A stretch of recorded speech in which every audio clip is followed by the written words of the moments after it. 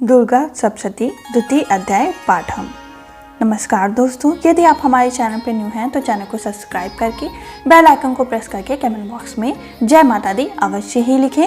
यदि आप गर्भवती माता हैं तो हमारे चैनल को जरूर सब्सक्राइब कर लीजिए। यहाँ पे भगवत पुराण की कथा सुनाई जा रही है, उसको भी अवश्य ही सुने, जिससे आपके घर में कुलदेवता का जन्म हो, से संतान की आपको प्राप्ति हो।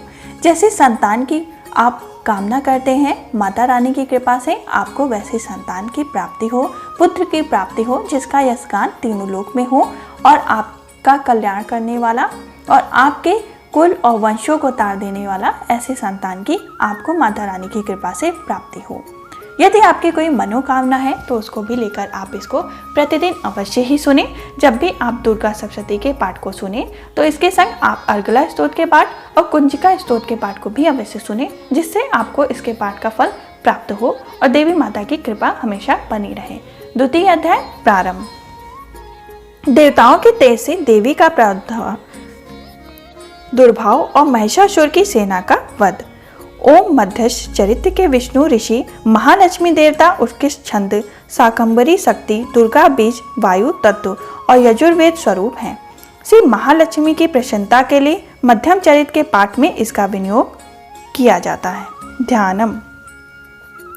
मैं कमल के आसन पर बैठी हुई प्रसन्न मुख वाली महिषासुर मर्दिनी भगवती महालक्ष्मी का भजन करता हूँ, जो अपने हाथों में अक्षमाला, फरसा, गदा, वाण, वज्र, पद्म, धनुष, कुंडिका, दंड, शक्ति, खड्ग, ढाल, शंख, घंटा, मधुपात्र, शूल, पाश और चक्र धारण करती हैं। ऋषि कहते हैं, पूर्व काल में देवताओं और असुरों में जो पूरे 100 वर्ष तक घोर संग्राम हुआ था, उसमें असुरों का स्वामी महिषासुर था और देवताओं के नायक इंद्र थे। उस युद्ध में देवता की सेना महाबली असुरों से परास्त हो गई। संपूर्ण देवताओं को जीतकर महिषासुर इंद्र बन बैठा। तब पराजित देवता प्रजापति ब्रह्मा जी को आगे करके उस स्थान पर गए जहां भगवान शंकर और विष्णु विराजमान थे। देवताओं ने महिषासुर के पराक्रम तथा अपनी पराजय का यथावत वृतांत उन दोनों के देवेश्वरों से विस्तार पूर्वक कह सुनाया। वे बोले, भगवान महिषासुर सूर्य, चंद्र, अग्नि, वायु, चंद्रमा, यम, वरुण तथा अन्य देवताओं के भी अधिकार छीनकर स्वयं ही सबका अधिष्ठा बन बैठा है। उस दुरात्मा महिष ने समस्त देवताओं को स्वर्ग से निकाल दिया। अब वे मनुष्य की भांति पृथ्वी पर विचरते हैं। दैत्यों की यह सारी करतूत हमने आपसे कह सुनाई। अब हम आपकी शरण में आए हैं, उसके वध का कोई उपाय सोचिए। इस प्रकार देवताओं के वचन सुनकर भगवान विष्णु और शिव ने दैत्यों पर बड़ा ही क्रोध किया। उनकी भौहें तन गईं और मुंह टेढ़ा हो गया। अब ही अत्यंत कोप में भरे हुए चक्र प्राणी श्री विष्णु के मुख से एक महान तेज प्रकट हुआ।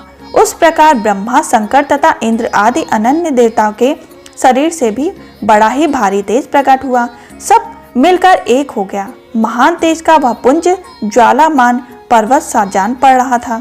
देवताओं ने देखा, वहां उसकी ज्वालाएं संपूर्ण दिशाओं में व्याप्त हो रही थीं। संपूर्ण देवताओं के शरीर से प्रकट हुए उस तेज की कहीं तुलना ही नहीं हो रही थी। एकत्रित होने पर भी वह एक नारी के रूप में परिणित हो गया और अपने प्रकाश से तीनों लोकों में व्याप्त जान पड़ता था। भगवान शंकर का जो तेज था, उससे उस देवी का मुख प्रकट हुआ। यमराज के तेज से उसके सिर में बाल निकले। श्री विष्णु भगवान के तेज से उसकी भुजाएं उत्पन्न हुईं। चंद्रमा के तेज से दोनों स्तनों का और इंद्र के तेज से मध्य भाग का उत्पन्न हुआ। वरुण के तेज से जांघ और पिंडलियां तथा पृथ्वी के तेज से निस्तंभ प्रकट हुए। ब्रह्मा के तेज से दोनों चरण और सूर्य के तेज से उसकी अंगुलियां हुई। वसुओं के तेज से हाथों की उंगलियां और कुबेर के तेज से नसिका प्रकट हुई। उस देवी के दांत प्रजापति के तेज से और तीनों नेत्र अग्नि के तेज से प्रकट हुए। उसके भवें संध्या के और कान वायु के तेज से उत्पन्न हुए। इस प्रकार अनन्य देवताओं के तेज से भी उस कल्याणमयी देवी का प्रादुर्भाव हुआ। तदनंतर समस्त देवताओं के तेज पुंज से प्रकट हुई देवी को देखकर महिषासुर के सताए हुए देवता बहुत ही प्रसन्न हुए। पिनाकधारी भगवान शंकर ने अपने शूल से एक शूल निकालकर उन्हें दिया। फिर भगवान विष्णु ने भी अपने चक्र से एक चक्र उतारकर भगवती को अर्पण किया। वरुण ने शंख, अग्नि ने शक्ति और वायु ने धनुष भरे हुए तरकस प्रदान किए। सहस्त्र नेत्रों वाले देवराज इंद्र ने अपने वज्र से वज्र उत्पन्न करके दिया और ऐरावत हाथी से उतरकर 1 घंटा भी प्रदान किया। यमराज ने काल दंड से दंड, वरुण ने पाश, प्रजापति ने स्फटिक कांच की माला तथा ब्रह्मा जी ने कमलदंड भेंट किया। सूर्य ने देवी के समस्त रोमकूपों में अपनी किरणों का तेज भर दिया। काल ने उन्हें चमकती हुई ढाल और तलवार दी। क्षीर समुद्र से उज्जवल हार तथा कभी जीर्ण न रहने वाली 2 दिव्य वस्त्र भेंट किए तथा साथ ही उन्होंने दिव्य चूड़ामणि, 2 कुंडल, कड़े, उज्जवल अंत्र चंद्र, सब बाहुओं के लिए केयूर, दोनों चरणों के लिए नूपुर, गले की सुंदर हसली और सब अंगुलियों में पहनने के लिए रत्नों की बनी उंगलियां भी दी। विश्वकर्मा ने उन्हें अत्यंत ही निर्मल फारसा भेंट किया। साथ ही अनेक प्रकार अस्त्र और अभेद्य कवच दिए। इनके सिवा मस्तक और वक्ष स्थल पर धारण करने के लिए कभी न कुम्हाने वाले कमलों की मालाएं दी। जलाधि ने उन्हें सुंदर कमल का फूल भेंट किया। हिमालय ने सवारी के लिए सिंह तथा भांति भांति के रत्न समर्पित किए।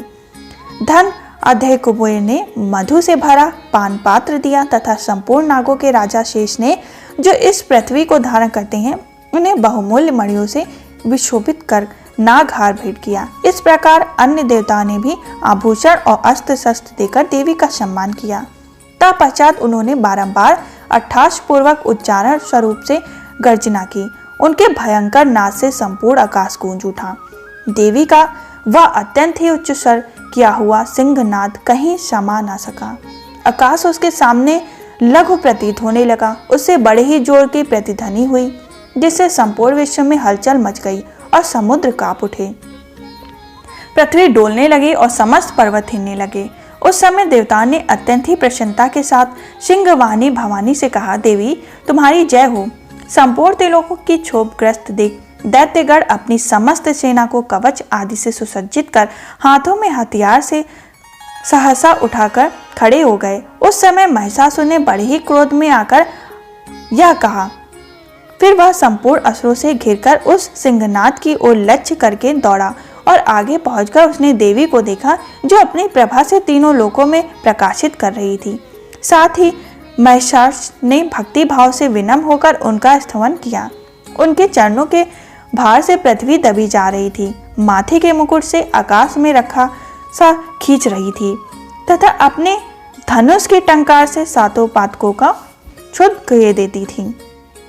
देवी अपनी हजारों भुजाओं से संपूर्ण दिशाओं को आच्छादित करके खड़ी थी। तदनंतर उनके साथ दैत्य का युद्ध छिड़ गया। नाना प्रकार के अस्त्र शस्त्रों के प्रहार से संपूर्ण दिशाएं उत्ताशित होने लगीं।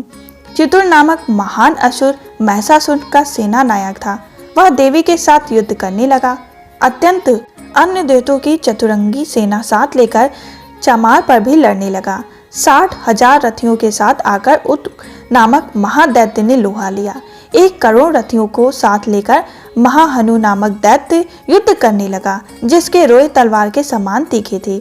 वह अशिलोमा नामक महादैत्य 5 करोड़ रथी सैनिकों के सहित युद्ध में आ डटा। 60 लाख रथियों से घिरा हुआ बाष्यकल नामक दैत्य भी उस युद्ध भूमि में लड़ने लगा। परिवरित नामक राक्षस हाथी सवार घुड़सवारों के अनेक दलों तथा 1 करोड़ रथियों की सेना लेकर युद्ध करने लगा। बिडाल नामक दैत्य 5 अरब रथियों से घिरकर लोहा लेने लगा। इनके अतिरिक्त और भी हजारों महादैत्य रथ, हाथी, घोड़े सेना साथ लेकर देवी के साथ युद्ध करने लगे। स्वयं महिषासुर उस रणभूमि में कोटि कोटि सहस्त्र रथ, हाथी और घोड़े की सेना में घिरा हुआ था।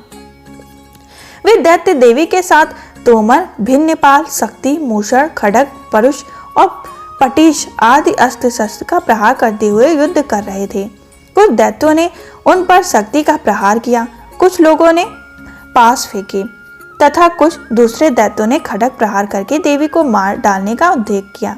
देवी ने भी क्रोध में भरकर खेल खेल में ही अपने अस्त्र शस्त्रों की वर्षा करके दैत्यों के वे समस्त अस्त्र शस्त्र काट डाले। उनके मुख पर परिश्रम तथा थकावट का रंच मात्र भी चिन्ह नहीं दिखा। देवता और ऋषि भी उनकी स्तुति करते थे और वे भगवती परमेश्वरी दैत्यों के शरीरों में अस्त्र शस्त्रों की वर्षा करती रहती। देवी का वाहन सिंह भी क्रोध में भरकर गर्दन के बालों की हिलाता हुआ असुरों की सेना में इस प्रकार विचरने लगा मानो वनों में दानव दल फैल रहा हो। रणभूमि में दैत्यों के साथ युद्ध करती हुई अंबिका देवी ने जितने निश्वास छोड़े वे सभी तत्काल सैकड़ों हजारों गणों के रूप में प्रकट हो गए और परुष, भिंद, पाल, खंडक तथा पटीश आदि अस्त्रों द्वारा असुरों का सामना करने लगे। देवी की शक्ति के से बढ़े हुए वे गण असुरों का नाश करते हुए नगाड़ और शंख आदि बजाने लगे। उस संग्राम महोत्सव में कितने ही गण मृदंग बजा रहे थे। तदनंतर देवी ने त्रिशूल से, गदा से शक्ति की वर्षा और खड्ग आदि के सैकड़ों महादैत्यों का संहार कर डाला। कितनों को घंटों के भयंकर नाद से मूर्छित कर मार गिराया। बहुत देर दैत्यों को पास से बांधकर धरती पर घसीटा। कितने ही दैत्य उनकी तीखी तलवार की मार से दो दो टुकड़े हो गए। कितने ही गदा की चोट से घायल हो धरती पर सो गए। कितने ही मूसल की मार से अत्यंत ही आहत होकर रक्त वमन करने लगे। कुछ दैत्य सूल से छाती फट जाने के कारण पृथ्वी पर ढेर हो गए। उस रणगढ़ में वाण समूह के वृष्टि से कितने ही असुरों की कमर टूट गई। बाज की तरह छपटने वाले देवी पीड़क के दैत्यगण अपने प्राणों हाथ धोने लगे। किन्हीं की बाहें छिन्न भिन्न हो गईं, कितनों की गर्दनें कट गईं, कितने ही दैत्यों के मस्तक कट कट कर गिरने लगे। कुछ लोगों के शरीर मध्य भाग में ही विदित हो गए। कितने ही महादैत्य जांघें कट जाने से पृथ्वी पर गिर पड़े। कितनों को देवी ने एक बाह, एक पैर और एक नेत्र वाले करके दो टुकड़ों में चीर डाला। कितने ही दैत्य मस्तक कट जाने पर भी गिरकर फिर उठ जाते और केवल धड़ के ही रूप में अच्छे अच्छे हथियार हाथ में ले देवी के साथ युद्ध करने लगते थे। दूसरे कबंध युद्ध के बाजों की लय पर नाचते थे। कितने ही बिना सिर के धड़ हाथों में खड्ग, शक्ति और ऋषि लिए हुए दौड़ते थे तथा दूसरे महादैत्य ठहरो ठहरो यह कहते हुए देवी को युद्ध के लिए ललकारते थे। जहां वहां घोर संग्राम हुआ वहां की धरती देवी के गिराए हुए रथ, हाथी, घोड़े और असुरों की लाशों से ऐसी पट गई थी कि वहां चलना फिरना भी असंभव हो गया था। दैत्यों की सेना में हाथी, घोड़े, असुरों के शरीर से इतनी अधिक मात्रा में रक्तपात हुआ, थोड़ी देर में वहां खून की बड़ी बड़ी नदियां बहने लगीं। जगदम्बा ने असुरों की विशाल सेना को क्षण भर में नष्ट कर दिया, ठीक उसी तरह जैसे तृण और काष्ठ के भारी ढेर को आग कुछ ही क्षणों में भस्म कर देती है। और वह सिंह भी गर्दन के बालों को हिला हिलाकर जोर जोर से गर्जना करता हुआ दैत्यों के शरीर से मानो उनके प्राण चुन लेता था। वहां देवी के गरुड़ ने भी उन महादैत्यों के साथ ऐसा युद्ध किया जिससे आकाश में खड़े हुए देवतागण उन पर बहुत संतुष्ट हुए और फूल बरसाने लगे। इस प्रकार से माकंड पुराण में सर्व मानवता की कथा के अंतर्गत देवी महात्म्य में महिषासुर की सेना का वध नामक दूसरा अध्याय संपूर्ण हुआ। यदि आप इस अध्याय को सुन रहे हैं तो सिद्ध कुंजिका स्तोत्र का पाठ भी अवश्य ही सुने। उसका पाठ हमारे चैनल पे उपलब्ध है। उसको सुनने मात्र से ही आपको दुर्गा सप्तशती के पाठ का फल प्राप्त होगा। हम फिर मिलेंगे द्वितीय अध्याय के साथ। तब तक के लिए जय माता दी।